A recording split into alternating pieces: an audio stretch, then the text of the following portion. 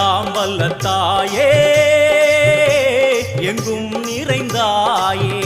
உன் திருநாமமே இங்கு பல கோடியே அதில் எதை சொல்லி நான் அழைப்பேனோ எல்லாம்